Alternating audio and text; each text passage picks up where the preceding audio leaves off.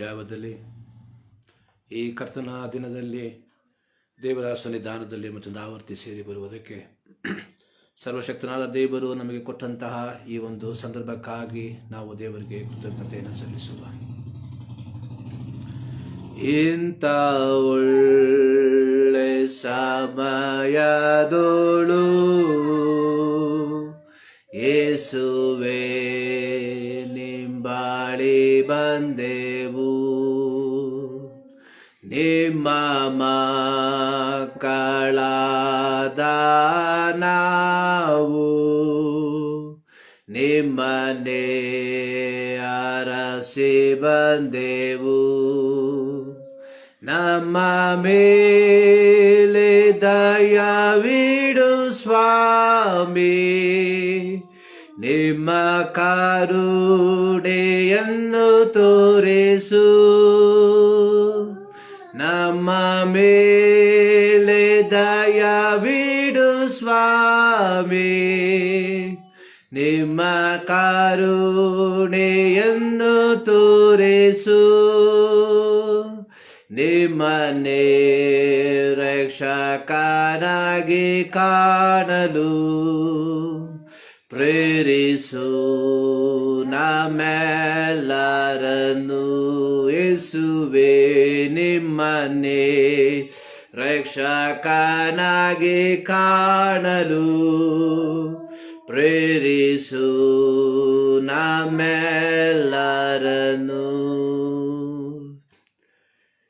ಭೂಪರಲೋಕವನ್ನು ಉಂಟು ಮಾಡಿರುವ ನಮ್ಮ ಪ್ರೀತಿಯ ತಂದೆಯಾದ ದೇವರೇ, ಈ ಪರಿಶುದ್ಧ ದಿನಕ್ಕಾಗಿ ನಾವು ನಿಮಗೆ ಕೃತಜ್ಞತೆಯನ್ನು ಸಲ್ಲಿಸುತ್ತೇವೆ.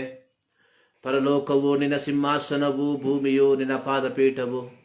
ನಿನ್ನ ಪಾದಪೀಠದ ಕೆಳಗೆ ನಿಮ್ಮ ಮಕ್ಕಳಾದ ನಾವು ಕರ್ತನೆ, 2021 ನವೆಂಬರ್ ತಿಂಗಳಿನ ಪ್ರಾರಂಭ ಭಾನುವಾರ, ನೀವು ಮಾಡಿದ ಉಪಕಾರಗಳನ್ನು ನೆನೆಸುವಂತೆ, ನೀವು ಮಾಡಿರುವಂಥ ಅದ್ಭುತಗಳನ್ನು ನೆನೆಸಿ ಕೃತಜ್ಞತೆಯಿಂದ ನಿಮ್ಮ ಸನ್ನಿಧಾನಕ್ಕೆ ಸೇರಿ ಬಂದು ನಿಮ್ಮನ್ನು ಸ್ತುತಿಸುವುದಕ್ಕೆ ನಮಗೆ ಕೊಟ್ಟಂತಹ ಈ ಒಂದು ಸಂದರ್ಭಕ್ಕಾಗಿ, ಈ ಒಂದು ದಿನಕ್ಕಾಗಿ ನಿಮಗೆ ಕೋಟಿ ಕೋಟಿ ಸ್ತೋತ್ರ. ಅನೇಕರಿಗೆ ಲಭಿಸದೇ ಇರುವಂಥ ಭಾಗ್ಯವನ್ನು, ಅನೇಕರಿಗೆ ಲಭಿಸದೇ ಇರುವಂಥ ಅವಕಾಶವನ್ನು, ಅನೇಕರಿಗೆ ಲಭಿಸದೇ ಇರುವಂಥ ದಿನವನ್ನು ನೀವು ನಮಗೆ ಕೊಟ್ಟಿದ್ದೀರಿ. ಅದಕ್ಕಾಗಿ ನಾವು ನಿಮಗೆ ಕೃತಜ್ಞತೆಯನ್ನು ಸಲ್ಲಿಸುತ್ತೇವೆ. ಯೇಸುವೆ, ಇಂದಿನ ಆರಾಧನೆಯನ್ನು ನಿಮ್ಮ ಸನ್ನಿಧಾನಕ್ಕೆ ಸಮರ್ಪಿಸುತ್ತೇವೆ. ನಾವು ಹಾಡುವಂಥ ಹಾಡುಗಳು, ನಾವು ಓದುವಂಥ ಕೀರ್ತನೆಗಳು, ನಾವು ಧ್ಯಾನ ಮಾಡುವಂಥ ದೇವರ ವಾಕ್ಯ, ಎಲ್ಲದರ ಮೂಲಕ ನಿನ್ನ ನಾಮ ಮಹಿಮೆ ಹೊಂದುವಂತೆ ನಿನ್ನ ಕೃಪೆ ಮಾಡು. ಮತ್ತೊಂದು ಆವರ್ತಿ ನಮ್ಮನ್ನು ಸಂಪೂರ್ಣವಾಗಿ ನಿಮ್ಮ ಕರಗಳಿಗೆ ಸಮರ್ಪಿಸ್ತಾ ಇದ್ದೇವೆ. ನಮ್ಮನ್ನು ಆಶೀರ್ವದಿಸು. ಹೌದು ಕರ್ತನೆ, ಈ ಬೆಳಗಿನ ಜಾವದಲ್ಲಿ ಕರ್ತನೆ, ಈ ಪಟ್ಟಣದ ವಿವಿಧ ಸ್ಥಳಗಳಲ್ಲಿ ಕರ್ತನೆ, ಈ ರಾಜ್ಯದ ವಿವಿಧ ಜಿಲ್ಲೆಗಳಲ್ಲಿ, ತಾಲೂಕುಗಳಲ್ಲಿ, ಹೋಬಳಿಗಳಲ್ಲಿ, ಗ್ರಾಮಗಳಲ್ಲಿ, ನಮ್ಮ ದೇಶದ ವಿವಿಧ ಕರ್ತನೆ ರಾಜ್ಯಗಳಲ್ಲಿ, ವಿವಿಧ ಸ್ಥಳಗಳಲ್ಲಿ ನಡೆಯುವಂಥ ಎಲ್ಲ ಪರಿಶುದ್ಧ ಆರಾಧನೆಗಳನ್ನು ನಿಮ್ಮ ಸನ್ನಿಧಾನಕ್ಕೆ ಸಮರ್ಪಿಸಿ ಪ್ರಾರ್ಥಿಸುತ್ತಾ ಇದ್ದೇವೆ. ಹೌದು ಕರ್ತನೆ, ಈ ಮುಂಜಾನೆಯಲ್ಲಿ ನಿಮ್ಮ ಮಕ್ಕಳು ಕರ್ತನೆ ನಿಮ್ಮನ್ನ ಪರಿಶುದ್ಧತೆಯಲ್ಲಿ ಆರಾಧಿಸುವಾಗ ಪರಲೋಕ ಕರ್ತನೆ ಸಂತೋಷಿಸುವಂತೆ ನೀನು ಕೃಪೆ ಮಾಡೆಂಬುದಾಗಿ ನಾವು ಪ್ರಾರ್ಥಿಸುವಂಥವರಾಗಿದ್ದೇವೆ. ಹೌದು ಕರ್ತನೆ, ಈ ಮುಂಜಾನೆಯಲ್ಲಿ ಇಂದಿನ ಆರಾಧನೆಯನ್ನ ತಂದೆ, ಮಗ, ಪವಿತ್ರಾತ್ಮನ ನಾಮದಲ್ಲಿ ನಾವು ಪ್ರಾರಂಭಿಸುತ್ತೇವೆ. ತ್ರಿಯೇಕ ದೇವರ ಸಾನ್ನಿಧ್ಯವನ್ನ ನಾವು ಅನುಭವಿಸುವಂತೆ ನೀನು ಕೃಪೆ ಮಾಡು. ಈ ಸಂದರ್ಭದಲ್ಲಿ ಕರ್ತನೆ, ಯಾರಾದರೂ ರೋಗಿಗಳಾಗಿ ಪ್ರಯಾಸ ಪಡ್ತಾ ಇದ್ದಾರೆ, ಅಂಥವರಿಗಾಗಿ ನಾವು ಪ್ರಾರ್ಥಿಸುವಂಥವರಾಗಿದ್ದೇವೆ. ಈ ಮುಂಜಾನೆಯಲ್ಲಿ ಕರ್ತನೆ, ನಿಮ್ಮ ಮಕ್ಕಳು ಆಗಿರುವಂಥ ಜಾಗದಲ್ಲಿ ಅವರನ್ನ ಮುಟ್ಟಿ ಸ್ವಸ್ಥಪಡಿಸಿ ನಿಮ್ಮನ್ನು ಆರಾಧಿಸುವುದಕ್ಕೆ ಅವರನ್ನ ಕರ್ತನೆ ನೀನು ಯೋಗ್ಯರನ್ನಾಗಿ ಮಾರ್ಪಡಿಸಿ ಎಂಬುದಾಗಿ ನಾವು ಪ್ರಾರ್ಥಿಸ್ತಾ ಇದ್ದೇವೆ. ಎಲ್ಲ ಸ್ತುತಿ, ಘನ, ಮಾನ, ಮಹಿಮೆ ನಿಮಗೆ ಮಾತ್ರ ಸಮರ್ಪಿಸುತ್ತಾ ಎಲ್ಲ ನಮಗಾಗಿ ಜೀವ ಕೊಟ್ಟಂತ ಯೇಸು ಕ್ರಿಸ್ತನ ನಾಮದಲ್ಲಿ ಬೇಡುತ್ತೇವೆ ನಮ್ಮ ಪ್ರೀತಿಯ ತಂದೆಯೇ, ಆಮೆನ್. ದೇವರ ಪರಿಶುದ್ಧವಾದ ನಾಮಕ್ಕೆ ಸ್ತೋತ್ರವಾಗಲಿ. ಈ ಬೆಳಗಿನ ಜಾವದಲ್ಲಿ ಮತ್ತೊಂದು ಆವರ್ತಿ ದೇವರ ಸನ್ನಿಧಾನದಲ್ಲಿ ನಾವು ದೇವರನ್ನ ಆರಾಧಿಸುವುದಕ್ಕೆ, ದೇವರನ್ನ ಸ್ತುತಿಸುವುದಕ್ಕೆ, ದೇವರು ನಮ್ಮ ಜೀವಿತದಲ್ಲಿ ಈ ಒಂದು ದಿನವನ್ನ ಕೊಟ್ಟಿರುವಾಗ ನಾವು ಕೃತಜ್ಞತೆಯಿಂದ ದೇವರನ್ನ ಆರಾಧಿಸೋಣ. ಸರ್ವ ಜನಾಂಗಗಳೇ ಯೆಹೋವನನ್ನ ಕೀರ್ತಿಸಿರಿ, ಸಮಸ್ತ ಪ್ರಜೆಗಳೇ ಆತನ ನಾಮವನ್ನ ಕೊಂಡಾಡಿರಿ ಎಂಬುದಾಗಿ ದೇವರ ವಾಕ್ಯದಲ್ಲಿ ಬರೆದಿರುವಂಥದ್ದನ್ನು ನಾವು ನೋಡುವಂಥವರಾಗಿದ್ದೇವೆ. ದೇವರು ನಮ್ಮನ್ನ ಸೃಷ್ಟಿ ಮಾಡಿರುವಂತಹ ಅತ್ಯಮೂಲ್ಯವಾದಂತಹ ಅತಿ ಪ್ರಾಮುಖ್ಯವಾದಂತಹ ಉದ್ದೇಶ ಅನ್ನುವಂಥದ್ದು ದೇವರನ್ನ ಸ್ತುತಿಸುವುದಕ್ಕೋಸ್ಕರವಾಗಿ, ದೇವರನ್ನ ಆರಾಧಿಸುವುದಕ್ಕೋಸ್ಕರವಾಗಿ. 117ನೇ ಕೀರ್ತನೆಯಲ್ಲಿ ಈ ರೀತಿಯಾಗಿ ಬರೆದಿದೆ, ಸರ್ವ ಜನಾಂಗಗಳೇ ಯೆಹೋವನನ್ನು ಕೀರ್ತಿಸಿರಿ, ಸಮಸ್ತ ಪ್ರಜೆಗಳೇ ಆತನನ್ನು ಕೊಂಡಾಡಿರಿ, ಕಾರಣ ಆತನ ಕೃಪೆಯು ನಮ್ಮ ಮೇಲೆ ಅಪಾರವಾಗಿದೆ, ಯೆಹೋವನ ಸತ್ಯತೆಯು ಸದಾ ಇರುವುದು. ನಾವು ಉಳಿದಿರುವುದು ಯೆಹೋವನ ಕರುಣೆಯೇ, ಆತನ ಕೃಪಾವರಗಳು ಎಂದಿಗೂ ನಿಂತು ಹೋಗೋದಿಲ್ಲ. ಈ ಮುಂಜಾನೆಯಲ್ಲಿ ಈ ದೇವರನ್ನ ಕೃತಜ್ಞತೆಯಿಂದ ಆತನನ್ನು ಹಾಡಿ ಆರಾಧಿಸುವ ಪ್ರಾರಂಭದಲ್ಲಿ, ಮುಂದೆ ಹೋಗುವೆನು ನನ್ನೇಸುವಿನೊಡನೆಯೇ, ಹಿಂದೆ ನೋಡದೆ ಹೋಗುವೆನು ಆ ಗುರಿ ಮುಟ್ಟುವ ತನಕ. ನಮ್ಮೆಲ್ಲರ ಗುರಿ ನಿತ್ಯತ್ವವಾಗಿದೆ. ದೇವರು ಲೋಕದ ಮೇಲೆ ಎಷ್ಟೋ ಪ್ರೀತಿಯನ್ನಿಟ್ಟು ತನ್ನ ಒಬ್ಬನೇ ಮಗನನ್ನ ಕಳುಹಿಸಿಕೊಟ್ಟನು. ಆತನನ್ನು ನಂಬುವ ಒಬ್ಬರಾದರೂ ನಾಶವಾಗದೆ ಎಲ್ಲರೂ ನಿತ್ಯ ಜೀವವನ್ನ ಪಡೆಯಬೇಕೆಂದು.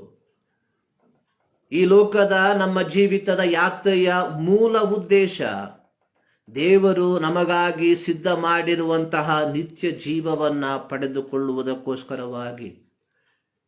ದೇವರು ನಮಗಾಗಿ ಸಿದ್ಧ ಮಾಡಿರುವಂತಹ ನಿತ್ಯ ಜೀವವನ್ನ ನಾವು ಈ ಲೋಕದ ಯಾತ್ರೆಯಲ್ಲಿ ನಾವು ಪಡೆದುಕೊಳ್ಳಬೇಕು.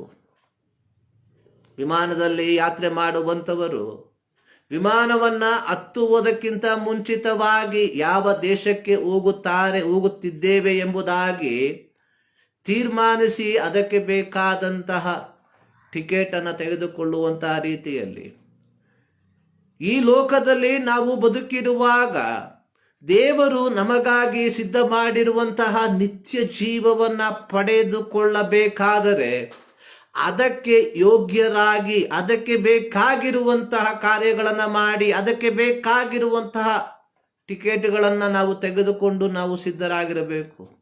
ಹಾಡುಗಾರನು ಹಾಡ್ತಾ ಇದ್ದಾನೆ, ಮುಂದೆ ಹೋಗುವೆನು ನನ್ನೇಸುವಿನೊಡನೆ, ಹಿಂದೆ ನೋಡದೆ ಹೋಗುವೆನು ಆ ಗುರಿ ಮುಟ್ಟುವ ತನಕ. ಹಾಡುಗಾರನು ಹೇಳ್ತಾ ಇದ್ದಾನೆ, ಹಿಂಸೆ ಸಂಕಟ ಬಂದಾಗಿಯೂ, ಅಂದ್ರೆ ಆ ಗುರಿಗೆ ಮುಟ್ಟುವುದಕ್ಕೆ ಇದರ ಮಧ್ಯದಲ್ಲಿ ಹಿಂಸೆ ಸಂಕಟಗಳು ಬಂದಾಗಿಯೂ ನಾನು ಸಂತೋಷವಾಗಿ ಮುಂದೆ ಹೋಗ್ತೇನೆ, ನನ್ನ ಶಿಲುಬೆಯನ್ನ ನಾನು ಹೊತ್ಕೊಂಡು ಹೋಗ್ತೇನೆ. ಯಾರು ತನ್ನ ಶಿಲುಬೆಯನ್ನ ಹೊತ್ತುಕೊಂಡು ನನ್ನ ಹಿಂದೆ ಬಾರದೆ ಹೊರತು ಅವನು ನನಗೆ ಶಿಷ್ಯನಾಗಿರಲಾರನು. ಇದು ಯೇಸು ಸ್ವಾಮಿ ತಾನೇ ಹೇಳಿರುವಂಥದ್ದು. ಆಮೇಲೆ ಹೇಳುವಂಥದ್ದು, ನನ್ನ ಯೇಸುವಿನ ಕೃಪೆಯೇ ನನಗೆ ಸಾಕು ಈ ಲೋಕದೊಳು, ನಾನು ಸ್ಥಿರನಾಗಿ ಮುಂದೆ ಹೋಗುವೆನು ಆ ಗುರಿ ಮುಟ್ಟುವ ತನಕ. ಈ ಒಂದು ಹಾಡನ್ನು ಹಾಡಿ ದೇವರನ್ನ ಮಹಿಮೆ ಪಡಿಸೋಣ. ಮುಂದೆ ಹೋಗುವೆನು ನನ್ನ ಯೇಸುವಿನೊಡನೆಯೇ,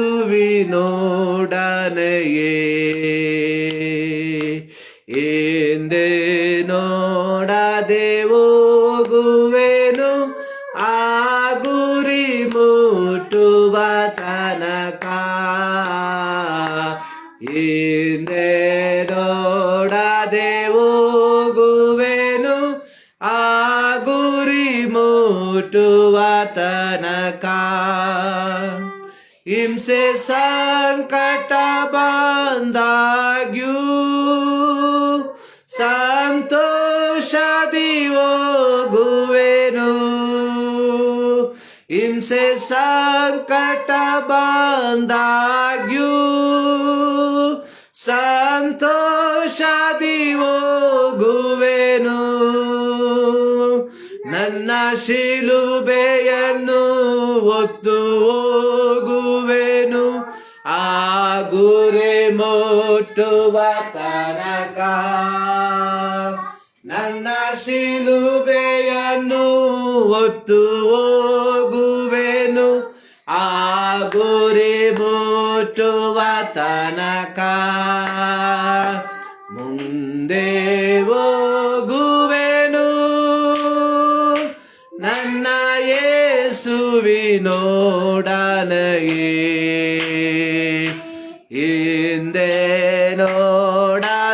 ಹೋಗುವೆನು ಆ ಗುರಿ ಮುಟ್ಟುವ ತನಕ. ಹಿಂದೆ ನೋಡದೆ ಆ ಗುರಿ ಮುಟ್ಟುವ ತನಕ. ನನ್ನ ಯೇಸುವಿನ ಕೃಪೆಯೇ ನನಗೆ ಸಾಕು ಈ ಲೋಕದೊಳು.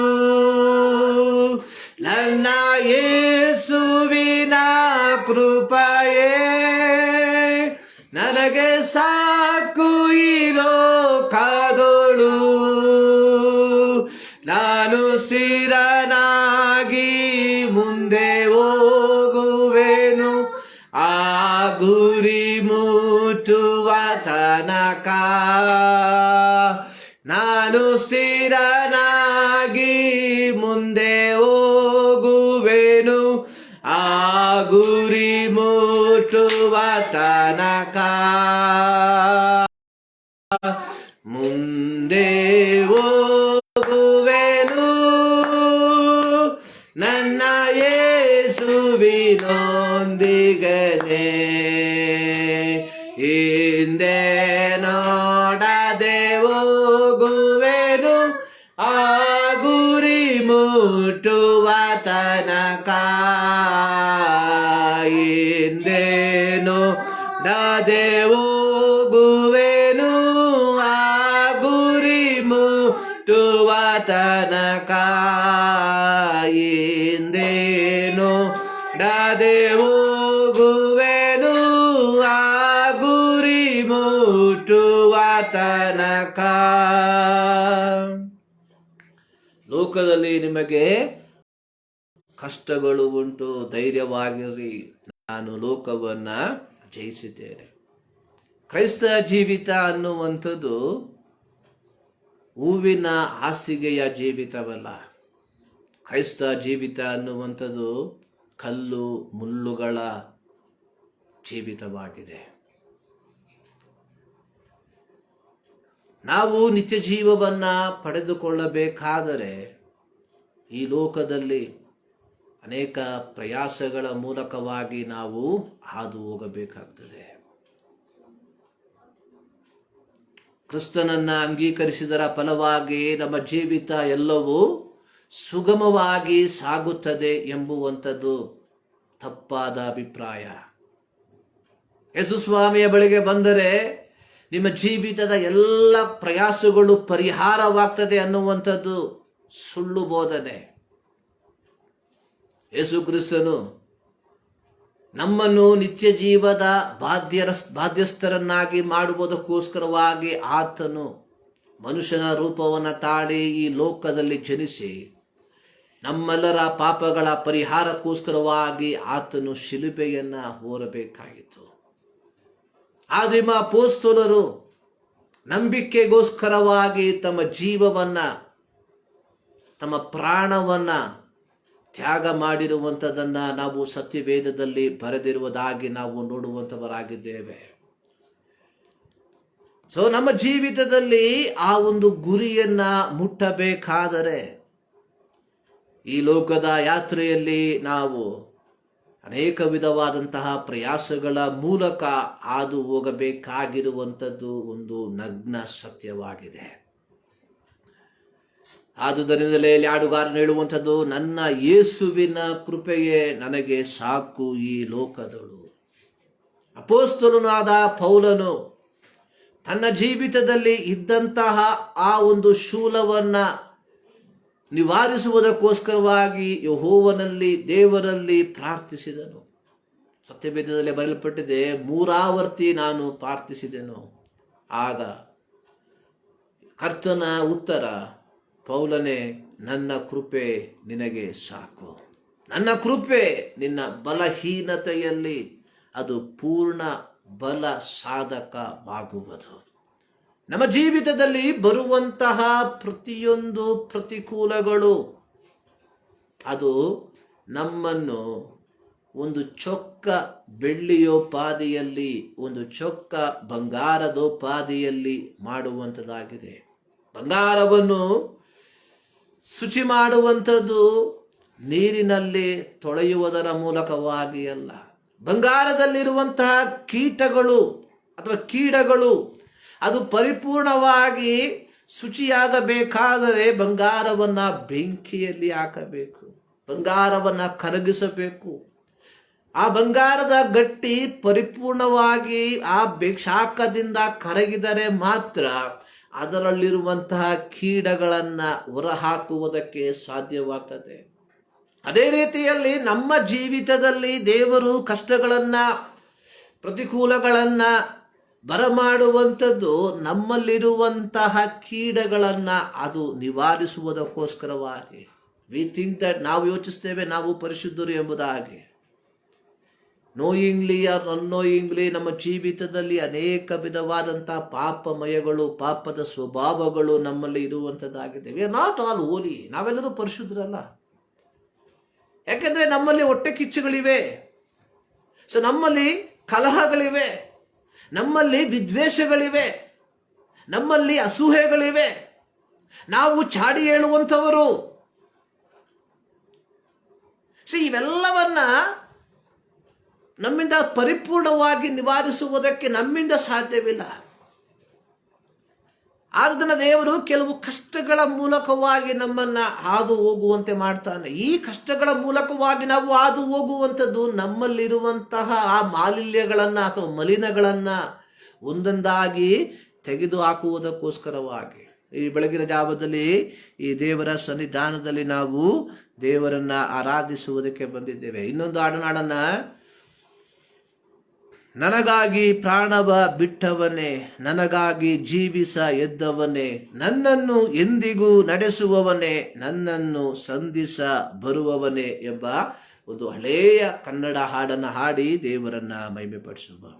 ನನಗಾಗಿ ಪ್ರಾಣವ ಬಿಡುವನೇ, ನನಗಾಗಿ ಜೀವಿಸ ಎದ್ದವನೇ, ನನಗಾಗಿ ಪ್ರಾಣವ ಬಿಟ್ಟವನೇ, ನನಗಾಗಿ ಜೀವಿಸ ಎದ್ದವನೇ, ನನ್ನನ್ನು ಎಂದಿಗೂ ನಡೆಸುವನೇ, ನನ್ನನ್ನು ಸಂಧಿಸ ಬರುವವನೇ, ನನ್ನನ್ನು ಎಂದಿಗೂ ನಡೆಸುವನೇ, ನನ್ನನ್ನು ಸಂಧಿಸ ಬರುವವನೇ.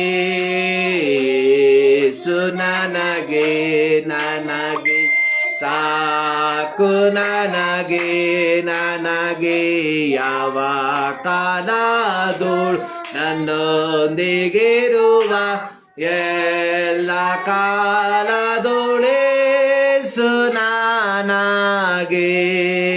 ಸೈತಾನ ಶೋಧನೆ ಹೆಚ್ಚಿದ, ನಿರಾಶೆ ಒಂದಾದೆ ಮುಂದೆ ಹೋಗಲು, ಸೈತಾನ ಶೋಧನೆ ಹೆಚ್ಚಾದಾಗ್ಯೂ ನಿರಾಶೆ ಒಂದಾದೆ ಮುಂದೆ ಹೋಗಲು, ಲೋಕದ ಆಶೆಯು ಸೋಲಿಸಿದರು, ಜಯವನ್ನು ಹೊಂದಿ ಮುಂದೆ ಹೋಗುವ, ಲೋಕದ ಆಶೆಯು ಸೋಲಿಸಿದರು, ಜಯವನ್ನು ಹೊಂದಿ ಮುಂದೆ ಹೋಗುವ. ಯೇಸು ನನಗೆ ನನಗೆ ಸಾಕು, ನನಗೆ ನನಗೆ ಯಾವ ಕಾಲದೋಳು ನನ್ನೊಂದಿಗಿರುವ ಎಲ್ಲ ಕಾಲದೋಳೇಸು ನನಗೆ. ಮನುಷ್ಯರೆಲ್ಲರೂ ಕೈಬಿಟ್ಟರು, ಶರೀರ ಹಳಿದು ಹೋದರು, ಮನುಷ್ಯರೆಲ್ಲರೂ ಶರೀರ ಹಳಿದು ಹೋದರು, ಐಶ್ವರ್ಯ ಹಳಿದು ಹೋದರು, ಯೋಗ್ಯತೆ ಇಲ್ಲ ಎಂದು ತಳ್ಳಿಬಿಟ್ಟರು. ಐಶ್ವರ್ಯ ಹಳಿದು ಹೋದಾರು, ಯೋಗ್ಯತೆ ಇಲ್ಲವೆಂದು ತಳ್ಳಿಬಿಟ್ಟರು. ಯೇಸು ನನಗೆ ನನಗೆ ಸಾಕು, ನನಗೆ ನನಗೆ ಯಾವ ಕಾಲದೊಳು ನನ್ನೊಂದಿ ಎಲ್ಲ ಕಾಲದೊಳೇಸು ನನಗೆ. ಹಸುರಿನ ಹುಲ್ಲಿನ ಸ್ಥಳಗಳಲ್ಲಿ ಯೇಸು ನನ್ನನ್ನು ನಡೆಸುವನು. ಹಸುರಿನ ಹುಲ್ಲಿ ಸ್ಥಳಗಳಲ್ಲಿ ಯೇಸು ನನ್ನನ್ನು ನಡೆಸುವನು. ನೀರಿನ ಬಳಿಗೆ ನಡೆಸುವನು, ಆತ್ಮನ ಬಲದಿಂದ ನಡೆಸುವನು. ನೀರಿನ ಬಳಿಗೆ ನಡೆಸುವನು, ಆತ್ಮನ ಬಲದಿಂದ ನಡೆಸುವನು. ಯೇಸು ನನಗೆ ನನಗೆ ಸಾಕು, ನನಗೆ ನನಗೆ ಯಾವ ಕಾಲದೊಳು ನನ್ನೊಂದಿಗಿರುವ ಎಲ್ಲ ಕಾಲದೊಳೇಸು ನನಗೆ. ಯೇಸು ನನಗೆ ನನಗೆ ಸಾಕು, ನನಗೆ ನನಗೆ ಯಾವ ಕಾಲದೊಳು ನನ್ನೊಂದಿಗಿರುವ ಎಲ್ಲ ಕಾಲದೊಳೇಸು ನನಗೆ. ಯೇಸು ನನಗೆ ನನಗೆ ಸಾಕು, ನನಗೆ ನನಗೆ ಯಾವ ಕಾಲದೊಳು ನನ್ನೊಂದಿಗಿರುವ ಎಲ್ಲ ಕಾಲದೊಳು ಯೇಸು ನನಗೆ. ಮತ್ತಾಯನ ಸುವಾರ್ತೆ 28ನೇ ಅಧ್ಯಾಯದ ಕೊನೆಯ ವಾಕ್ಯದಲ್ಲಿ ಯೇಸು ಸ್ವಾಮಿ ಹೇಳಿರುವಂತಹ ಒಂದು ಮಾತು, ನೋಡಿರಿ, ನಾನು ಯುಗದ ಸಮಾಪ್ತಿಯವರೆಗೂ ಎಲ್ಲ ದಿವಸ ನಿಮ್ಮ ಸಂಗಡ ಇರುತ್ತೇನೆ. ಇದು ಯೇಸು ಸ್ವಾಮಿ ತನ್ನ ಲೋಕದ ದೌತ್ಯವನ್ನ ಪೂರೈಸಿ, ತಂದೆಯಾದ ದೇವರು ತನಗೆ ಕೊಟ್ಟಂತಹ ಜವಾಬ್ದಾರಿಯನ್ನ ಪೂರೈಸಿ ಪರಲೋಕಕ್ಕೆ ಒಯ್ಯಲ್ಪಡುವುದಕ್ಕಿಂತ ಮುಂಚಿತವಾಗಿ ತನ್ನ ಸಂಗಡ ಇದ್ದಂತಹ ಶಿಷ್ಯರಿಗೆ ಹೇಳಿದಂತಹ ಒಂದು ಮಾತು, ನೋಡಿರಿ, ಯುಗದ ಸಮಾಪ್ತಿಯವರೆಗೂ ಎಲ್ಲ ದಿವಸ. ಅಂದರೆ ನಮ್ಮ ಜೀವಿತ ಮಣ್ಣಿಗೆ ಮಣ್ಣಾಗಿ ಹೋಗುವ ತನಕ, ಅಲ್ಲಿಗೆ ಮುಗಿಲಿಲ್ಲ. ನಮ್ಮ ಮಕ್ಕಳ ಜೀವಿತದ ಪ್ರತಿಯೊಂದು ದಿವಸ ಅಂತೂ ಎಲ್ಲಿಗೆ ಎಂದು ಈ ಯುಗ, ಈ ಲೋಕ ಮುಕ್ತಾಯವಾಗುತ್ತದೋ ಅಲ್ಲಿಯ ತನಕ ಯೇಸು ಸ್ವಾಮಿ ಹೇಳಿದ್ದಾನೆ, I will be with you, ನಾನು ನಿಮ್ಮ ಸಂಗಡ ಇರುತ್ತೇನೆ.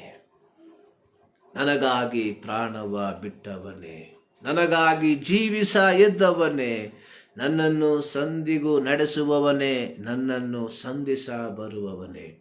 ಯೇಸು ನನಗೆ ನನಗೆ ಸಾಕು, ನನಗೆ ನನಗೆ ಯಾವ ಕಾಲದೋ ನನ್ನೊಂದಿಗಿರುವ ಎಲ್ಲ ಕಾಲದೋ ಯೇಸು ನನಗೆ. ಪೌಲನು ಹೇಳುವ ರೀತಿಯಲ್ಲಿ, if God is with us who can against us. ಯೆಹೋವನು ನಮ್ಮ ಸಂಗಡ ಇದ್ದರೆ ನಮ್ಮನ್ನು ಎದುರಿಸುವವರು ಯಾರು? So we are so blessed people. ನಮ್ಮಷ್ಟು ಆಶೀರ್ವದಿಸಲ್ಪಟ್ಟಂತಹ ಒಂದು ಜನಾಂಗ ಲೋಕದಲ್ಲಿ ಬೇರೆ ಯಾರು ಇಲ್ಲ. ಬಿಕಾಸ್ ಕಾರಣ, so we have the assurance, ನಮಗಿರುವಂತಹ ಒಂದು ನಿರೀಕ್ಷೆ, ನಮಗಿರುವಂತಹ ಒಂದು ಭರವಸೆ, ನಮಗಿರುವಂತಹ ಒಂದು ಅಶ್ಯೂರೆನ್ಸ್ ಏನಂದ್ರೆ, ದೇವರು ತಾನೇ ಹೇಳಿರುವಂಥದ್ದು, I will be with you, ನಾನು ನಿಮ್ಮ ಸಂಗಡ ಇರ್ತೇನೆ. ದಾವೀದನು ಹೇಳ್ತಾ ಇದ್ದಾನೆ, ತಂದೆ ತಾಯಿಗಳು ನನ್ನನ್ನು ತೊರೆದು ಬಿಟ್ಟರೇನು, ಯೆಹೋವನು ನನ್ನನ್ನ ಸೇರಿಸಿಕೊಳ್ಳುವನು. ತಂದೆ ತಾಯಿಗಳು, ಬಂಧು ಮಿತ್ರರು, ಸಹೋದರ ಸಹೋದರಿಯರು, ಸ್ನೇಹಿತರು ಎಲ್ಲರೂ ಒಂದಲ್ಲ ಒಂದು ದಿನ ನಮ್ಮನ್ನ ಬಿಟ್ಟು ಹೋಗುವಂಥವರೇ. ವಿ ಡೋಂಟ್ ನೋ, ನಾವು ಮುಂದೆ ಹೋಗ್ತೀವೋ ಅಥವಾ ಅವರು ಮುಂದೆ ಹೋಗ್ತಾರೋ ನಮಗೆ ಗೊತ್ತಿಲ್ಲ. ಬಟ್ ಒಂದು ದಿನ ಎಲ್ಲರೂ ನಮ್ಮನ್ನ ಬಿಟ್ಟು ಅಗಲುವಂಥವರೇ. ಒಬ್ಬಂಟಿಗರಾಗಿ ಇರುವಂತಹ ಸನ್ನಿವೇಶಗಳು ನಮ್ಮ ಜೀವಿತದಲ್ಲಿ ಬರಬಹುದು. ಈ ಲೋಕದಲ್ಲಿ ಒಂಟಿತನ ಅನುಭವಿಸುವಂತಹ ಪರಿಸ್ಥಿತಿಗಳು ನಮ್ಮ ಜೀವಿತದಲ್ಲಿ ಬರಬಹುದು. ಆದರೆ ಸರ್ವಶಕ್ತನಾದ ದೇವರು ಯೇಸು ಸ್ವಾಮಿ ತನ್ನ ಮಕ್ಕಳಿಗೆ ಹೇಳಿರುವಂತಹ ಒಂದು ಅಭಯ, ನೋಡಿರಿ, ನಾನು ಯುಗದ ಸಮಾಪ್ತಿಯವರೆಗೂ ನಿಮ್ಮ ಸಂಗಡ ಇರ್ತೇನೆ. ಆದುದರಿಂದಲೇ ಯೆಶಾಯನ ಪ್ರವಾದನ ಗ್ರಂಥದಲ್ಲಿ ನಾವು ನೋಡ್ತೇವೆ, ನೀವು ನದಿಯನ್ನ ದಾಟಿ ಹೋದರೂ ನೀವು ಮುಳುಗುವುದಿಲ್ಲ, ಬೆಂಕಿಯನ್ನ ಹಾದು ಹೋದರೂ ನೀವು ಕಂದದಿರುವಿ. ಕಾರಣ, I am with you. Shadrach, Meshach, Abednego ಬೆಂಕಿಯ ಜ್ವಾಲೆಯ ಮೂಲಕ ಹಾದು ಹೋದರು.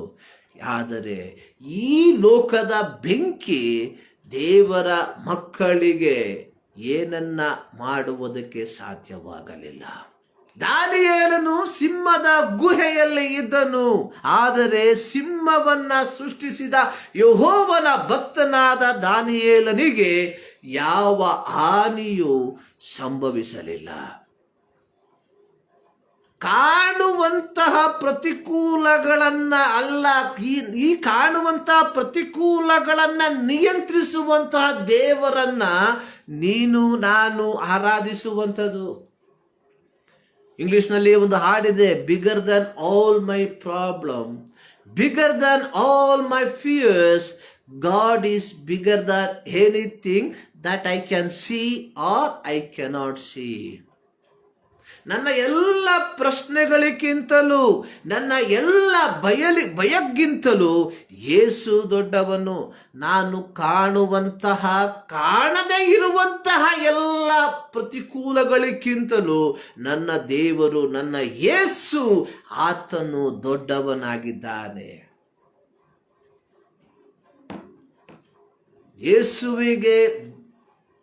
ಯೇಸುವಿಗಾಗಿ, ಯೇಸುವಿನಲ್ಲಿ ಜೀವಿಸುವಂಥವರಿಗೆ, ಯೇಸುವಿನ ಸಂರಕ್ಷಣೆಯಲ್ಲಿ ಜೀವಿಸುವಂಥವರಿಗೆ ಲೋಕದ ಸಂರಕ್ಷಣೆಯ ಹಿಂದೆ ಹೋಗುವಂತಹ ಅವಶ್ಯಕತೆ ಇಲ್ಲ.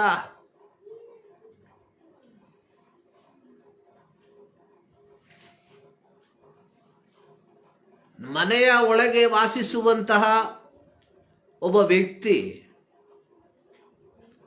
ಹೊರಭಾಗದಲ್ಲಿ ಮಳೆ ಬಂತು ಅಂತ ಹೇಳಿ ಛತ್ರಿಯನ್ನ ಹಿಡಿಯುವುದಿಲ್ಲ.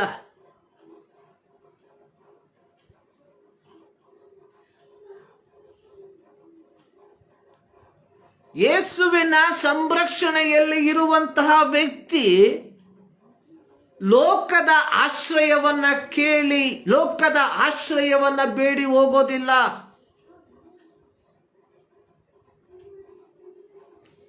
ಯೇಸು ಸ್ವಾಮಿ ಹೇಳಿರುವಂಥದ್ದು, ಯುಗದ ಸಮಾಪ್ತಿಯವರೆಗೂ ನಿಮ್ಮ ಸಂಗಡ ಇರ್ತೇನೆ ಎಂಬುದಾಗಿ. ಈ ಯೇಸುವನ್ನ ಆರಾಧಿಸುವಂತವರಾಗಿದ್ದೇವೆ ನಾವು.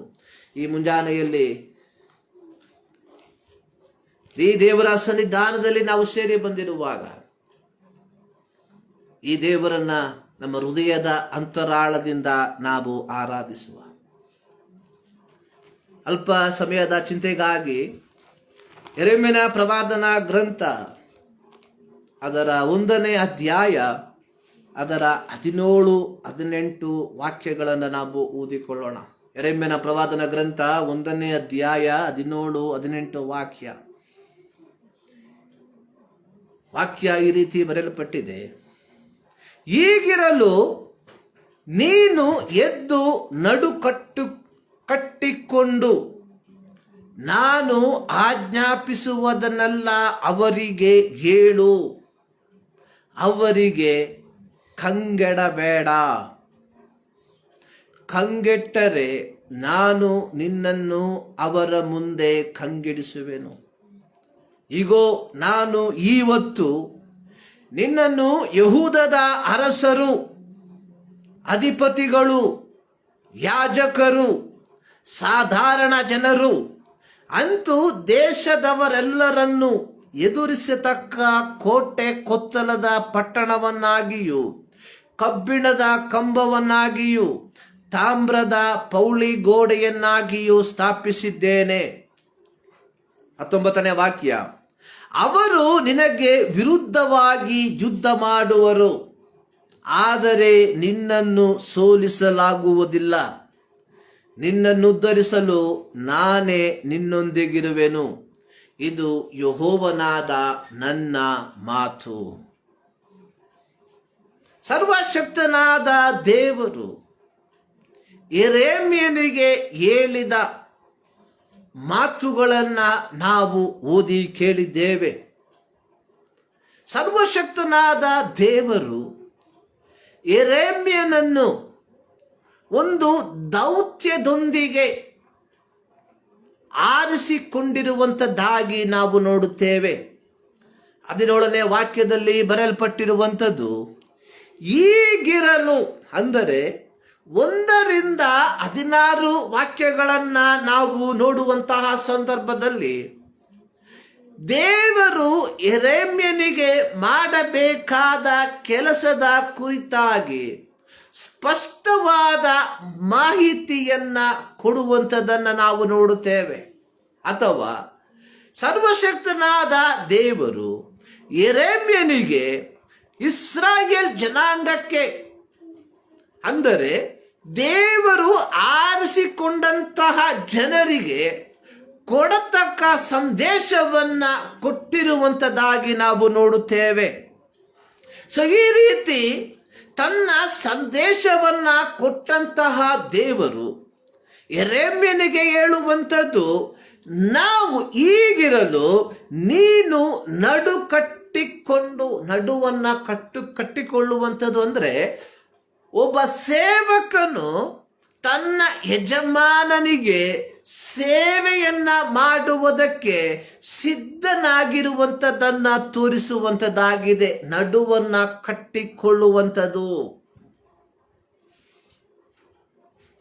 ಇಲ್ಲಿ ದೇವರು ಯೆರೆಮೀಯನಿಗೆ ಹೇಳುವಂಥದ್ದು, ಈಗ ನೀನು ನಡುವನ್ನ ಕಟ್ಟಿಕೊಂಡು ನಾನು ನಿನಗೆ ಆಜ್ಞಾಪಿಸಲು ಹೇಳಿರುವಂತ ಎಲ್ಲವನ್ನು ಜನರಿಗೆ ಹೇಳು. ಪ್ರಿಯರೇ, ಸೇವೆ, ದೇವರು ನಮ್ಮನ್ನ ಕರೆದಿರುವಂಥದ್ದು ನಮಗೆ ಲಾಭಕರವಾದಂತಹ, ದೇವರು ಪ್ರತಿಯೊಬ್ಬ ಸೇವಕರನ್ನ ಕರೆದಿರುವಂಥದ್ದು ದೇವರಿಂದ ಸಂದೇಶವನ್ನ ಪಡೆದುಕೊಂಡು, ಅಥವಾ ದೇವರು ಹೇಳಬೇಕೆಂಬುದಾಗಿ ಹೇಳಿರುವ ಸಂದೇಶವನ್ನ ಜನರಿಗೆ ಹಂಚಿಕೊಡುವುದಕ್ಕೋಸ್ಕರವಾಗಿ. ಇಲ್ಲಿ ಸರ್ವಶಕ್ತನಾದ ದೇವರು ಹೇಳುವಂಥದ್ದು, ನೀನು ನಡು ಕಟ್ಟಿಕೊಂಡು. ಸೊ ಯೆರೆಮೀಯನ ಚರಿತ್ರೆಯನ್ನ ನಾವು ಕಲಿಯುವಾಗ ದೇವರು ಯೆರೆಮೀಯನನ್ನ ಕರೆದಂಥದ್ದು ಅವನ ಜನನದ ನಂತರವಾಗಿ ಅಲ್ಲ, ಅಥವಾ ಅವನ ಪ್ರೌಢಪ್ರಾಯದ ಸಂದರ್ಭದಲ್ಲಿ ಅಲ್ಲ, ಅಥವಾ ದೇವರು ಯೆರೆಮೀಯನನ್ನ ಕರೆದಿರುವಂಥದ್ದು ಅವನು ದೊಡ್ಡವನಾದ ಮೇಲೆ ಅಲ್ಲ. 4ನೇ ವಾಕ್ಯದಲ್ಲಿ ನಾವು ನೋಡುವಂಥದ್ದು, ನಾನು ನಿನ್ನನ್ನು ಗರ್ಭದಲ್ಲಿ ರೂಪಿಸುವುದಕ್ಕಿಂತ ಮುಂಚೆ ನಿನ್ನನ್ನ ತಿಳಿದಿದ್ದೇನು, ನೀನು ಉದರದಿಂದ ಬರುವುದಕ್ಕೆ ಮೊದಲೇ ನಿನ್ನನ್ನು ಪ್ರತಿಷ್ಠಿಸಿದೇನು, ಜನಾಂಗಗಳಿಗೆ ಪ್ರವಾದಿಯನ್ನಾಗಿ ನಿನ್ನನ್ನು ನೇಮಿಸಿದ್ದೇನೆ. ಸರ್ವಶಕ್ತನಾದ ದೇವರು ಒಂದು ಪ್ರತ್ಯೇಕ ದೌತ್ಯದೊಂದಿಗೆ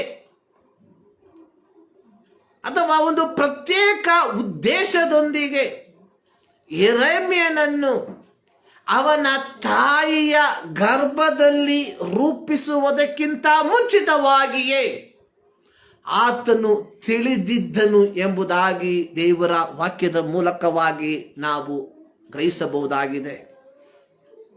ಪ್ರಿಯರೇ, ಪ್ರತಿಯೊಬ್ಬರನ್ನ ದೇವರು ಇಟ್ಟಿರುವಂಥದ್ದು ಒಂದು ಪ್ರತ್ಯೇಕವಾದ ದೌತ್ಯದೊಂದಿಗೆ. ಯೆರೆಮೀಯನ ಪ್ರವಾದನ ಗ್ರಂಥವನ್ನ ನಾವು ಕಲಿಯುವಾಗ ಲೌಕಿಕವಾಗಿ ನಾವು ನೋಡುವುದಾದರೆ ಯೆರೆಮೀಯನು ಇಸ್ ಎ ಫೇಲ್ಯೂರ್, ಒಬ್ಬ ಸೋತಂತಹ ಪ್ರವಾದಿ ಎಂಬುದಾಗಿ ನಾವು ನೋಡಬಹುದು. ಕಾರಣ, ಯೆರೆಮೀಯನ ಪ್ರವಾದನೆಯನ್ನ ಕೇಳಿ ಯೆಹೂದದ ಅರಸನಾಗಲಿ ಯೆಹೂದ ಜನಾಂಗದವರಾಗಲಿ ತಮ್ಮ ಪಾಪದಿಂದ ಅವರು ಬೇರ್ಪಟ್ಟು ಒಂದು ಪರಿಶುದ್ಧವಾದ ಜೀವಿತವನ್ನ ಜೀವಿಸುವುದಕ್ಕೆ ಬರಲಿಲ್ಲ. ಅವರು ಯೆರೆಮೀಯನ ಪ್ರವಾದನೆಗೆ ಪ್ರತಿ ಪ್ರವಾದನೆಯನ್ನ ಮಾಡುವಂಥದ್ದು ಈ ಪುಸ್ತಕದಲ್ಲಿ ಬರೆದಿರುವಂಥದ್ದಾಗಿ ನಾವು ನೋಡ್ತೇವೆ. ಯೆರೆಮೀಯನು ಯೆಹೋವನಿಂದ ಕಳುಹಿಸಲ್ಪಟ್ಟ ಪ್ರವಾದಿ ಎಂಬುದಾಗಿ ಯೆಹೂದದ ಅರಸನಾಗಲಿ ಜನಾಂಗದವರಾಗಲಿ ಅಂಗೀಕರಿಸುವುದಕ್ಕೆ ಸಿದ್ಧರಿಲ್ಲದೆ ಇರುವಂಥದ್ದನ್ನು ನಾವು ನೋಡ್ತೇವೆ. ಕಾರಣ, ಯೆರೆಮೀಯನ ಪ್ರವಾದನ ಮಾತುಗಳು ಅದು ಅತ್ಯಂತ ಕಠಿಣಕರವಾದಂತಹ ಮಾತುಗಳಾಗಿತ್ತು.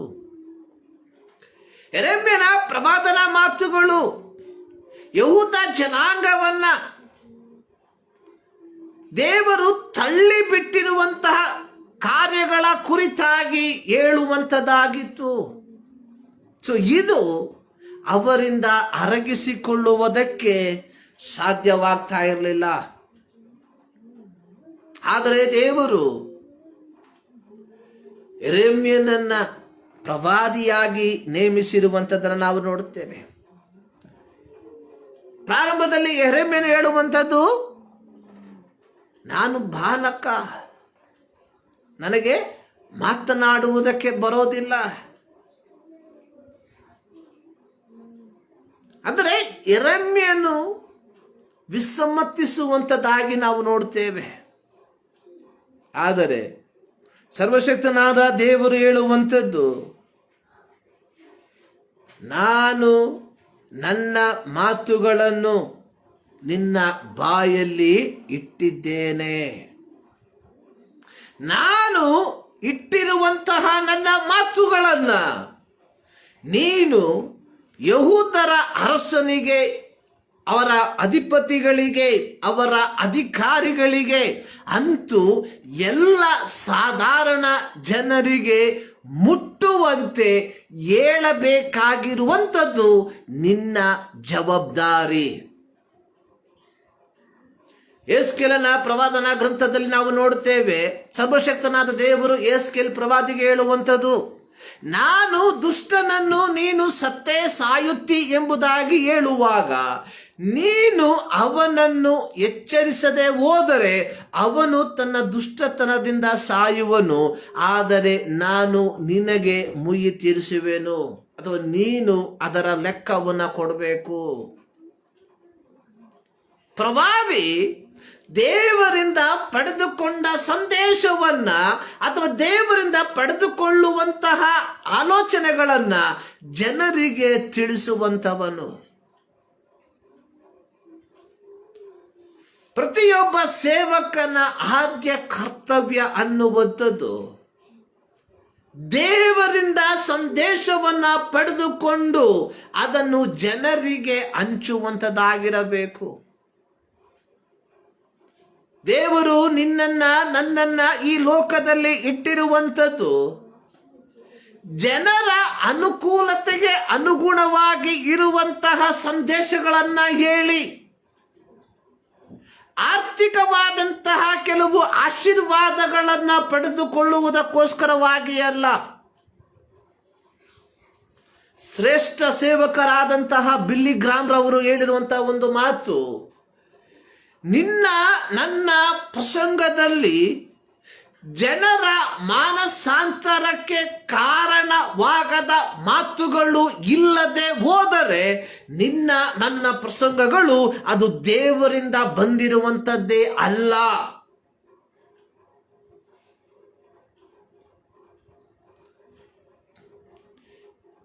We are not in market.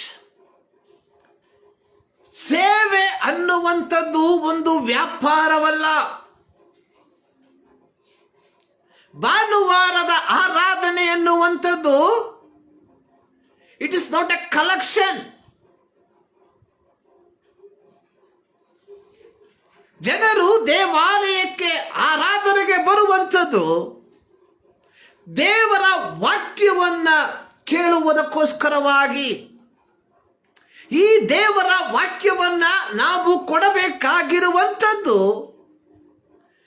ಜನರಿಗೆ ಸಂತೋಷವನ್ನು ಕೊಡುವಂತ ರೀತಿಯಲ್ಲಿ ಅಲ್ಲ, ಬದಲಾಗಿ ಜನರ ಜೀವಿತದಲ್ಲಿ ಒಂದು ಮಾನಸಾಂತರಕ್ಕೆ ಕಾರಣವಾಗತಕ್ಕ ಪ್ರಸಂಗಗಳನ್ನ, ವಾಕ್ಯಗಳನ್ನ ನಾನು ಕೊಡುವುದಕ್ಕೆ ಬಾಧ್ಯಸ್ಥರಾಗಿದ್ದೇವೆ. ಇದನ್ನು ನಾವು ಎಂದಿಗೂ ಮರೆಯಬಾರದು. ವಿ ಡೋಂಟ್ ನೋ, ಇಂದು ಬಂದಂಥವರು, ಇಂದು ನಮ್ಮ ಆಲಯದಲ್ಲಿ ನಮ್ಮೊಟ್ಟಿಗೆ ಆರಾಧಿಸುವಂಥವರು ನಾಳಿನ ದಿನದಲ್ಲಿ ಆರಾಧನೆಗೆ ಬರುತ್ತಾರೋ ಎಂಬುದಾಗಿ ನಮಗೆ ಗೊತ್ತಿಲ್ಲ.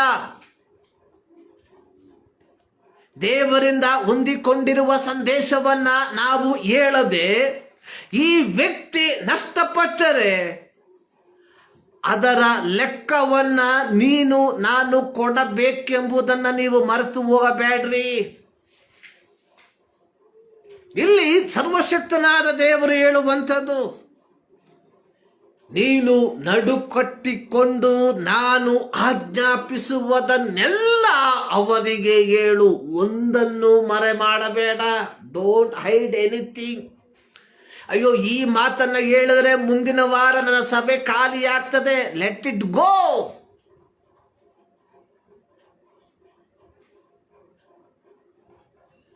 ಯಥಾರ್ಥವಾಗಿ ದೇವರ ಮುಖವನ್ನ ನೋಡಿ ನಾನು ಸೇವೆಯಲ್ಲಿ ಆಗಿರುವುದಾದರೆ ನನಗೆ ಬೇಕಾದಂತಹ ಆಹಾರವನ್ನ ಕಾಗೆಯ ಮೂಲಕವಾದರೂ ದೇವರು ಒದಗಿಸುವುದಕ್ಕೆ ಶಕ್ತನಾಗಿದ್ದಾನೆ. ಎಲಿಯನು ಆಹಾಬನಿಗೆ ವಿರೋಧವಾಗಿ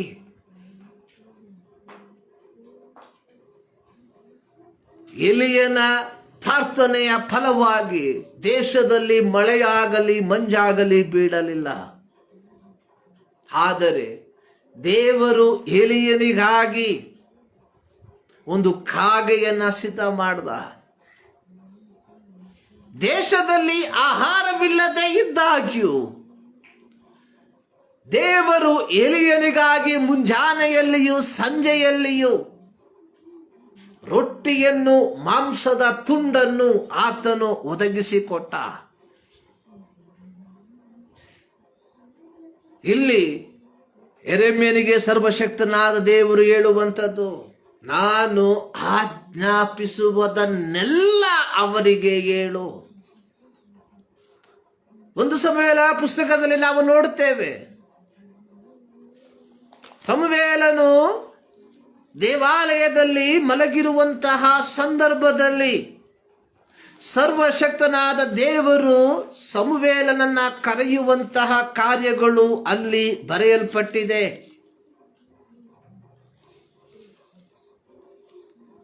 ಅಲ್ಲಿ 3ನೇ ಅಧ್ಯಾಯದಲ್ಲಿ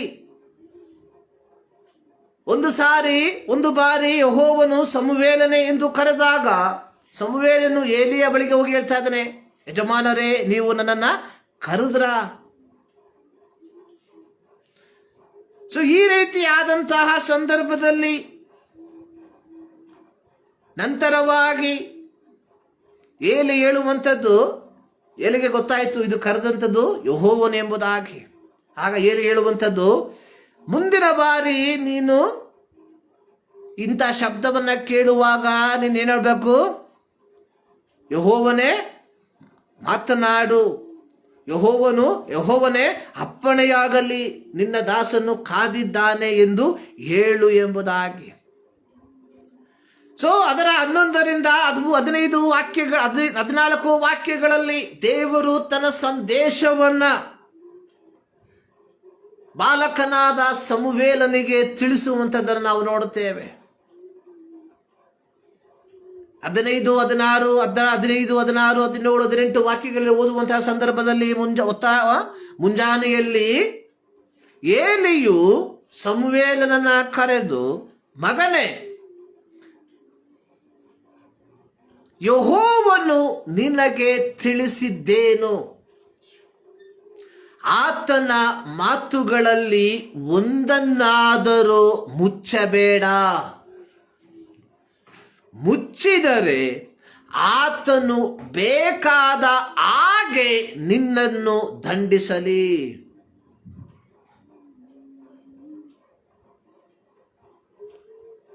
ಯಾಕೆಂದರೆ ಸರ್ವಶಕ್ತನಾದ ದೇವರು ಸಮುವೇಲನಿಗೆ ದಯಪಾಲಿಸಿದಂತಹ ದರ್ಶನ ಅದು ಏಲಿಯ ಮನೆಯ ಕುರಿತಾಗಿ ಆಗಿತ್ತು.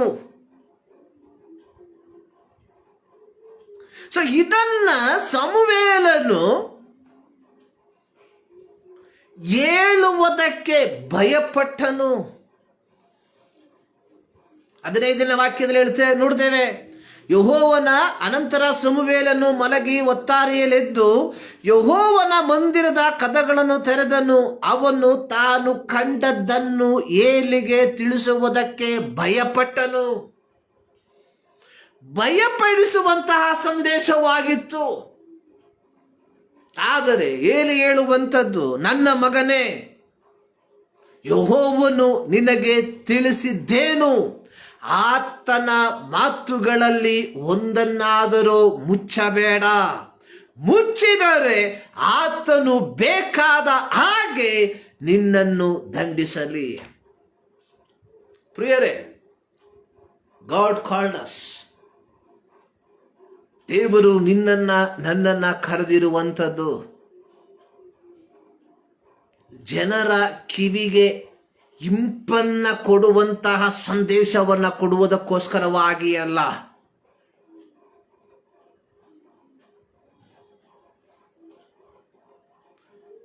ಜನರಿಗೆ ಸಂತೋಷವನ್ನ ಕೊಡುವಂತಹ ಸಂದೇಶವನ್ನ ಕೊಡುವುದಕ್ಕೋಸ್ಕರವಾಗಿ ಅಲ್ಲ. ದೇವರು ನನ್ನನ್ನ ಕರೆದಿರುವಂಥದ್ದು ದೇವರು ಕೊಡುವಂತಹ ಸಂದೇಶವನ್ನ ಯಥಾ ಪ್ರಕಾರವಾಗಿ ಜನರಿಗೆ ತಿಳಿಸುವುದಕ್ಕೋಸ್ಕರವಾಗಿ. ಅನೇಕರು ನನ್ನ ಬಳಿಯಲ್ಲಿ ಹೇಳಿರುವಂತಹ ಒಂದು ಮಾತಿದೆ, ದೇವರ ವಾಕ್ಯವನ್ನು ನಾವು ಹೇಳುವಾಗ we should use hour intelligence. ನಮ್ಮ ಬುದ್ಧಿಯನ್ನು ಸಹ ನಾವು ಉಪಯೋಗಿಸಬೇಕು. ಏಕ್ ಮಾರ್ ದೋ ತುಕಡ, ಒಂದೇ ಕಡತಕ್ಕೆ 2 ಪೀಸ್ ಅನ್ನುವಂಥ ರೀತಿಯಲ್ಲಿ ನಾವು ಹೇಳಿದ್ರೆ we will lose the people. ನಾವು ಜನರನ್ನ ಕಳ್ಕೊಂಡ್ಬಿಡ್ತೀವಿ. ಜನರೇ ಇಲ್ಲದ ಮೇಲೆ ಪ್ರಸಂಗದಿಂದ ಯಾವ ಪ್ರಯೋಜನ ಅನ್ನುವಂಥದ್ದನ್ನ ಹೇಳಿರುವಂತ ಅನೇಕರಿದ್ದಾರೆ. ಸೊ ದೇವರು ನನ್ನನ್ನ ಕರೆದಿರುವಂಥದ್ದು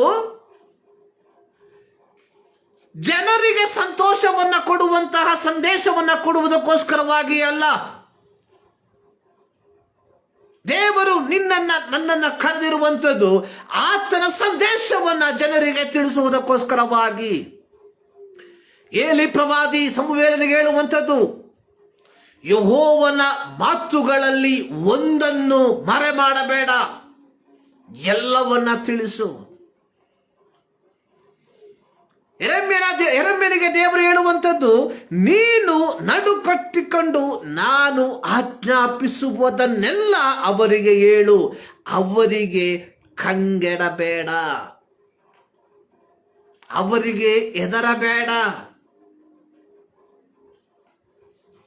because human is not bigger Dhan god. ಮನುಷ್ಯ ದೇವರಿಗಿಂತ ದೊಡ್ಡವನಲ್ಲ.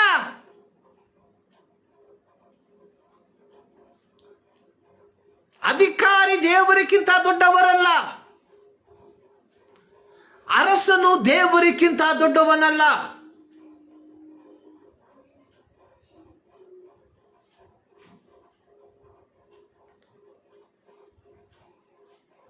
ಇಲ್ಲಿ ಸರ್ವಶಕ್ತನಾದ ದೇವರು ಹೇಳುವಂಥದ್ದು, ನೀನು ಅವರಿಗೆ ಕಂಗೆಡಬೇಡ, ಹೆದರಬೇಡ. ನೀನು ಕಂಗೆಟ್ಟರೆ ನಾನು ನಿನ್ನನ್ನು ಅವರ ಮುಂದೆ ಕಂಗೆಡಿಸ್ತೇನೆ. 18ನೇ ವಾಕ್ಯದಲ್ಲಿ ನಾವು ನೋಡ್ತೇವೆ, ಇವತ್ತು ನಿನ್ನನ್ನು ಯಹೂದದ ಅರಸರು, ಅಧಿಪತಿಗಳು, ಯಾಜಕರು, ಸಾಧಾರಣ ಜನರು, ಅಂತೂ ದೇಶದವರೆಲ್ಲರನ್ನು ಎದುರಿಸತಕ್ಕ ಕೋಟೆ ಕೊತ್ತಲದ ಪಟ್ಟಣವನ್ನಾಗಿಯೂ, ಕಬ್ಬಿಣದ ಕಂಬವನ್ನಾಗಿಯೂ, ತಾಮ್ರದ ಪೌಳಿ ಗೋಡೆಯನ್ನಾಗಿಯೂ ನಿನ್ನನ್ನು ನೇಮಿಸಿದ್ದೇನೆ. ಅಶ್ಯೂರೆನ್ಸ್, ದೇವರು ಕೊಟ್ಟಿರುವಂತಹ ಒಂದು ಅಶ್ಯೂರೆನ್ಸ್. 19ನೇ ವಾಕ್ಯ, ಅವರು ನಿನಗೆ ವಿರೋಧವಾಗಿ ಯುದ್ಧ ಮಾಡುವರು. ಯಾಕೆಂದ್ರೆ ಟ್ರೂತ್, ಸತ್ಯ ಯಾವಾಗಲೂ ಕಹಿನೇ.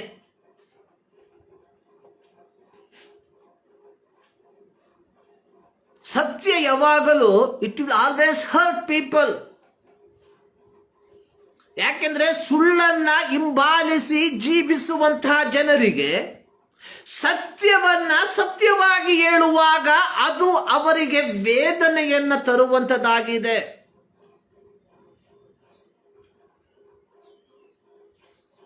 ಆದರೆ ದೇವರು ಹೇಳುವಂಥದ್ದು, they will fight against you. ಅವರು ನಿನಗೆ ವಿರೋಧವಾಗಿ ಯುದ್ಧವನ್ನ ಮಾಡ್ತಾರೆ. Let them do it. ಆದರೆ ನಿನ್ನನ್ನ ಸೋಲಿಸಲಾಗುವುದಿಲ್ಲ. They will not overcome you. ಕಾರಣ ನಿನ್ನನ್ನುದ್ಧರಿಸಲು ನಾನೇ ನಿನ್ನೊಂದಿಗಿದ್ದೇನೆ.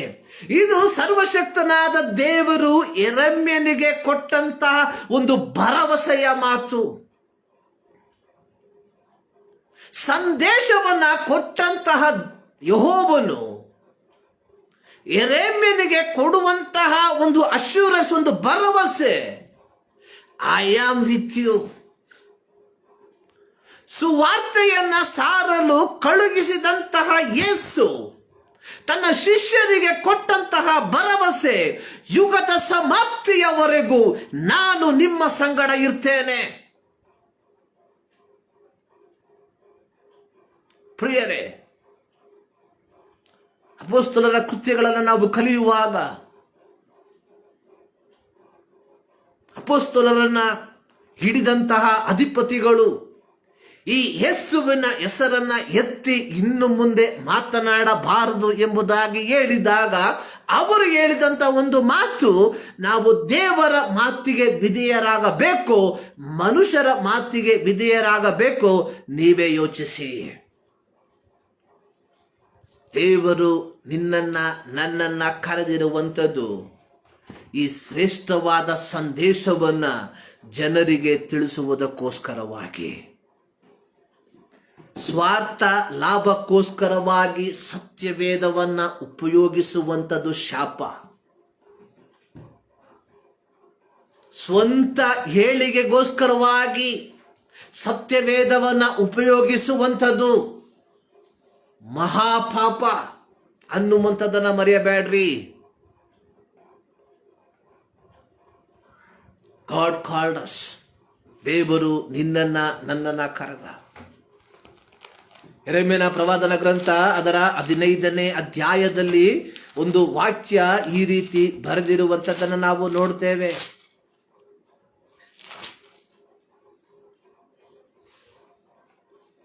ಅದರ 20-21 ವಾಕ್ಯದಲ್ಲಿ, ನಾನು ನಿನ್ನನ್ನು ಈ ಜನರಿಗೆ ದುರ್ಗಮವಾದ ತಾಮ್ರದ ಪೌಳಿಗೋಡೆಯನ್ನಾಗಿ ಮಾಡುವೆನು. ಅವರು ನಿನಗೆ ವಿರೋಧವಾಗಿ ಯುದ್ಧ ಮಾಡುವರು, ಆದರೆ ನಿನ್ನನ್ನು ಸೋಲಿಸಲಾಗುವುದಿಲ್ಲ. ನಿನ್ನನ್ನು ಉದ್ಧರಿಸಲು ನಾನೇ ನಿನ್ನೊಂದಿಗಿರುವೆನು. ಇದು ಯೆಹೋವನಾದ ನನ್ನ ಮಾತು. ನಾನು ನಿನ್ನನ್ನು ದುಷ್ಟರ ಕೈಯಿಂದ ಉದ್ಧರಿಸುವೆನು, ಹೌದು, ಕ್ರೂರರ ಕೈಯಿಂದ ರಕ್ಷಿಸುವೆನು.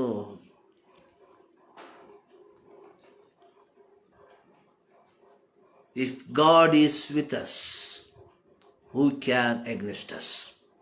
ಯೆಹೋವನು ನಮ್ಮ ಸಂಗಡ ಇದ್ದರೆ ನಮ್ಮನ್ನು ಎದುರಿಸುವವರು ಯಾರು? ಈ ಮುಂಜಾನೆಯಲ್ಲಿ ಸರ್ವಶಕ್ತನಾದ ದೇವರು ನಮಗೆ ಕೊಡುವಂತಹ ಸಂದೇಶ, ದೇವರು ನಿಮಗೆ ಕೊಟ್ಟಿರುವಂತಹ ಆತನ ಮಾತುಗಳನ್ನು ಯಾವುದನ್ನು ಮರೆಮಾಡದೆ ಜನರಿಗೆ ತಿಳಿಸಿ. ಇದಕ್ಕೋಸ್ಕರವಾಗಿಯೇ ದೇವರು ನನ್ನನ್ನು ಕರೆದಿದ್ದಾನೆ. ಇಂದು ತಿಳಿಸಬೇಕಾದ ಸಂದೇಶವನ್ನ ಹಿಂದೆ ತಿಳಿಸಿ. ಕೆಲವೊಮ್ಮೆ ನಾಳೆ ಇಂದು ಇದ್ದಂತಹ ಅನೇಕರು ಇಲ್ಲದೆ ಹೋಗಬಹುದು, ಅಥವಾ ನಾವೇ ನಾಳೆ ಇಲ್ಲದೆ ಹೋಗಬಹುದು.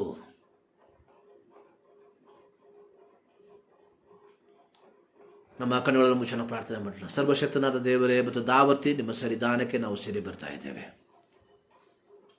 ಹೌದು ಕರ್ತನೆ, ಈ ಪರಿಶುದ್ಧ ಆರಾಧನೆಯಲ್ಲಿ ನಿಮ್ಮ ಸನ್ನಿಧಾನದಲ್ಲಿ ನಾವು ಅಲ್ಪ ನಿಮಿಷ ನಿಮ್ಮ ವಾಕ್ಯವನ್ನು ಧ್ಯಾನ ಮಾಡುವಂತೆ ನಿನ್ನ ಕೃಪೆ ಮಾಡಿದ್ದೀಯ. ಅದಕ್ಕಾಗಿ ಸ್ತೋತ್ರ ಕರ್ತನೆ. ನೀವು ಕೊಟ್ಟಿರುವಂತಹ ನಿಮ್ಮ ಮಾತುಗಳನ್ನು ನಿಮ್ಮ ಜನರಿಗೆ ತಿಳಿಸುವಂತೆ ನಮಗೆ ಕೃಪೆ ಮಾಡು. ಈ ಮುಂಜಾನೆಯಲ್ಲಿ ಈ ವಾಕ್ಯವನ್ನು ಕೇಳಿರುವಂತಹ ಪ್ರತಿಯೊಬ್ಬರಿಗಾಗಿ ನಾನು ಪ್ರಾರ್ಥಿಸ್ತಾ ಇದ್ದೇನೆ. ಪ್ರತಿಯೊಬ್ಬರನ್ನು ಆಶೀರ್ವದಿಸು. ಪ್ರಾರ್ಥನೆ ಕೇಳಿದ್ದಕ್ಕಾಗಿ ಸ್ತೋತ್ರ. ಯೇಸು ಕ್ರಿಸ್ತನ ಬುದ್ಧ ನಾಮದಲ್ಲಿ ಬೇಡುತ್ತೇವೆ ನಮ್ಮ ಪ್ರೀತಿಯ ತಂದೆಯೇ. ದೇವರು ಈ ಮುಂಜಾನೆಯಲ್ಲಿ ನಿಮ್ಮೆಲ್ಲರನ್ನ ಧಾರಾಳವಾಗಿ ಆಶೀರ್ವದಿಸಲಿ.